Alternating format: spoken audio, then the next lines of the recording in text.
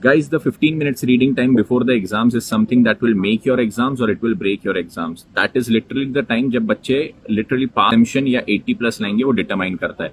So how to make the most of these 15 minutes? उसके लिए ध्यान दीजिए. आप जैसे अकाउंट्स की बात करते हैं तो 70 मार्क्स का डिस्क्रिप्टिव पेपर होता है. इट इज नॉट नेसेसरी कि आप पूरा 70 मार्क्स का पेपर पढ़े. आप जितना पढ़ सकते हैं at a good speed with analysis of the question उतना पढ़िए. से फॉर एग्जांपल आपने अगर 50 मार्क्स का भी पेपर पढ़ा बट आपने हर एक क्वेश्चन जो पढ़ा उसको प्रॉपरली ब्रेन में एनालाइज किया कि इसको मैं सॉल्व कैसे करूंगा, how will I go ahead with this question. तो जब आप उसको सॉल्व करना स्टार्ट करते हो एट 2 PM तो आपकी स्पीड बहुत फास्ट रहती है.